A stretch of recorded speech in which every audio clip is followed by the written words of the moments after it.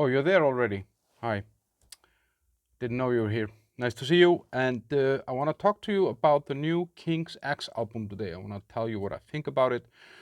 But I also want to talk a little bit about the band because, yeah, it's a band that I think a lot of people know about, but not a lot of people heard. And in general, if I told you, yeah, the album's name is Three Sides to One, and it's their 13th album. So what if I told you that there's a band that sounds a little bit like Alice in Chains, Pearl Jam, the Beatles, Oasis, Weezer, Red Hot Chili Peppers, and a lot of 70s rock? I mean, that would be too good to be true. And if I told you on top of that, that the bands that have stated that this is an influence band for them are bands like Alice in Chains, Pearl Jam, Soundgarden, Smashing Pumpkins, Pantera, and a guy like Mick Mars from Mötley Crüe has said that he loves that band. It would be like kind of, you would think, okay, I know this band, but you don't. And by all metrics, that band should be huge and you would be listening to it. But it's one of those bands that somehow seems to be flying under the radar a lot, and I don't know why. And I want to kind of try and talk about that after we talk about that album, because this was my first King's X album, and it's their 13th album. The band has been around since 1980, and the lineup is three guys. It's Doug Pinnick, Ty Tabor, and Jerry Gaskill. I don't know how to say that. Gaskill. Can you? I mean, does anyone? Jerry Gaskill.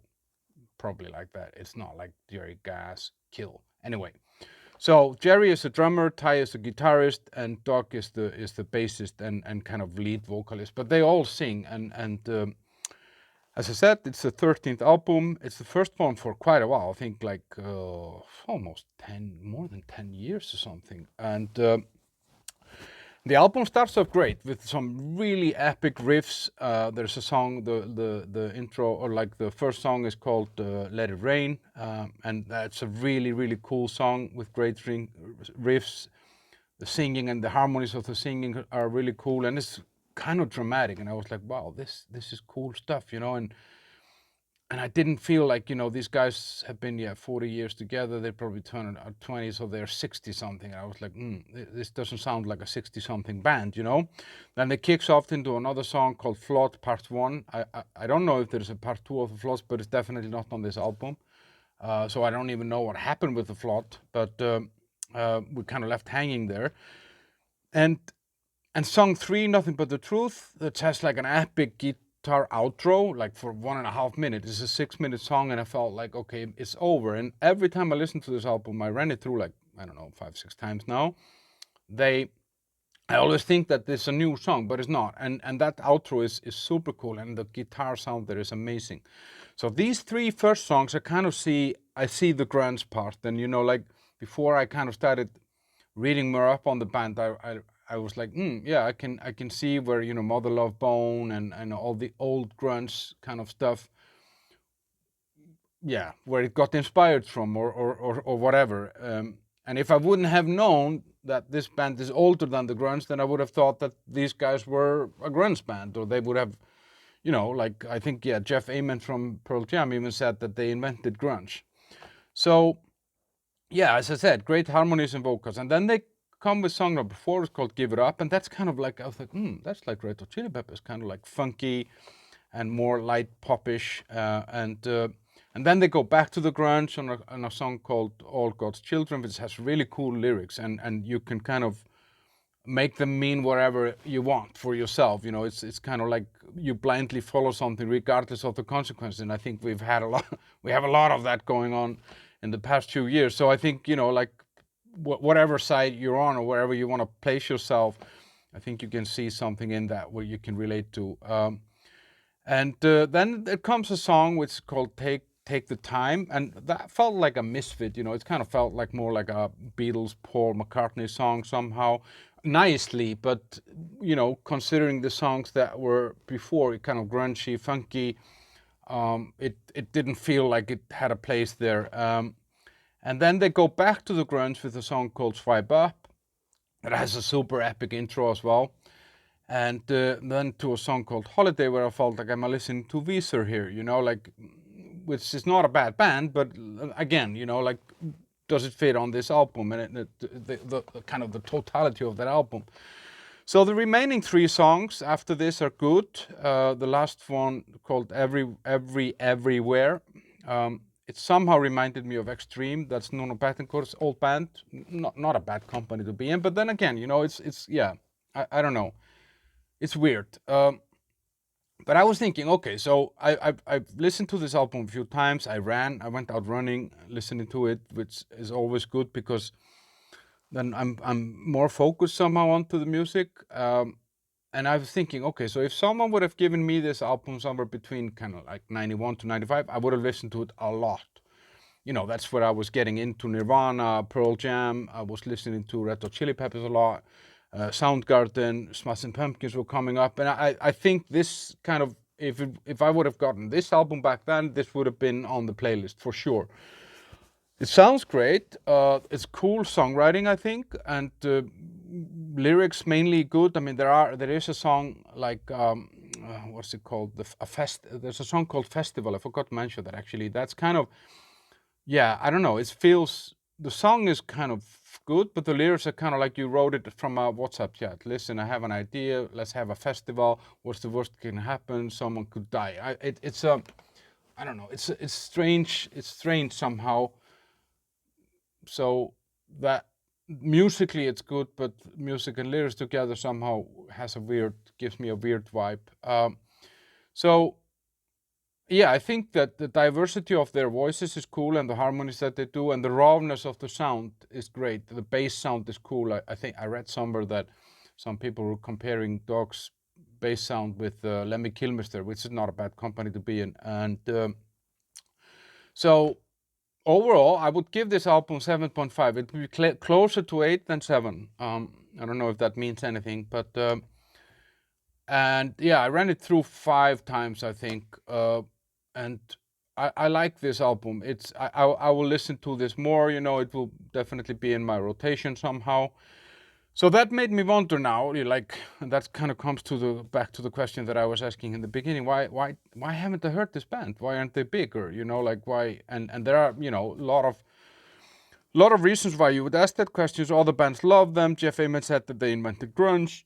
Lane Staley, there's a story of Lane Staley in 1988 or something like that. Lane Staley from Alice in Chains, following the drummer Jerry Gaskill. Yeah, there I got it, Gaskill. Following him on the street to stop him and say, "Listen, I love you. You're a great guy. Your band is amazing." I mean, that's fucking Lane Staley, starstruck by the drummer of King's X. And if you want to Lane Staley me and then like that video here that you're watching, that would be my Jerry Gaskill moment, and you'll be Lane Staley for a moment. So hit the like button if you want to. It means a lot to me and us and everyone. So why aren't they big? Okay, there are a few kind of mainstream arguments that have been put forward, that they have some Christian roots, which you can hear in the songs in a way that, you know, these guys have been singing in a choir, they've been playing gospel music, but I wouldn't hold that against them somehow in the music style. But maybe from a reputation point of view or something, people associated them with Christianity. And I remember when I was kind of listening to the hair metal, I think it was Striper. I think they're still around, like a Christian metal band or hair metal band. And you didn't really want to tell your friends that you were listening to them, you know, and I wouldn't want to have that in my record collection, you know, even if they had good songs. And I don't know why, because, you know, we somehow religion gets a bad name, or Christianity gets a bad name, and that doesn't translate very well into rock and roll. So that's one thing. Someone mentioned racism, that Doug Pinnick, the frontman and the bassist, that he's black. Well, I don't think I buy into that, because I mean he's in a band with 2 white guys, and if it was so that people judged music only by the color of the people performing it, I don't think we would have Jimi Hendrix then, and you know, like, I don't know, it doesn't make sense to me that of course, yeah, there might be the occasional idiot out there who thinks like that, but I think majority of people, just if the music is good or whatever you're doing is cool, people will follow it regardless of the color of your skin or where you come from or whatever. So And then I was thinking, okay, what about the band? Did they have like a Spinal Tap moment, or are they like, like, were they too stupid or too unfortunate somehow in the decision making? And it doesn't seem like that. So my conclusion after this is that, and I say this with this disclaimer because I didn't, on purpose for this review and this video, I didn't go back and listen to their back catalog, which I will do now. I kind of held back on that. So I will say this with the disclaimer of not knowing the band and not knowing all the previous material. But I think when I look at this album, there are 3 to 4 songs that are really out of place somehow. And that means that it's hard to kind of put a finger on, okay, so what is this band? What is this album? What is this sound, And I think also they are described often as a prog band. I didn't find any prog in this. Well, I don't even know what prog necessarily is as such, but this is not a prog band. This is a rock band. And but they, I don't know, when I Wikipedia them, then it came like a American prog band. I was like, oh, I don't want to listen to prog, And I'm not super high on prog. So I think that this kind of the hardness to kind of put an identity on them, which is stupid because we want to stereotype music and we want to label it and we want to say, yeah, it's just like that. I remember when I heard Soundgarden the first time, someone said, oh, it's somewhere between Led Zeppelin and what did they say? It was somewhere between, he sings like Led Zeppelin, but he plays like Pearl Jam or something, and I was like, okay, that's good, because that gave me kind of a reference. I gave you a lot of references here, but these are all bands that came after King's X. So I think it's hard to label them, it's hard to kind of stereotype them, but on the other hand, that's also a very unfair way to appreciate music, because then we're kind of saying we don't want anything new, we just want people to repeat what has been done before and the songs and the sounds that we liked before, and that way we wouldn't have new bands. And but there's something that makes it hard to kind of identify this band and then for us to identify with him.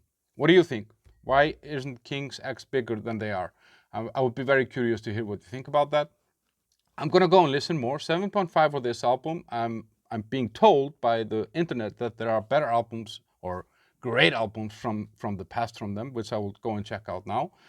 And let me know what you think. Stay tuned and check out some of our other videos. I just did a Megadeth review on the new Megadeth album, which I fucked up the title of it: The Sick, The Dying, and The Dead, or The Sick, The Dead. I just can't get this right. Check it out, guys. Thanks for watching. Tune in for more. Bye-bye.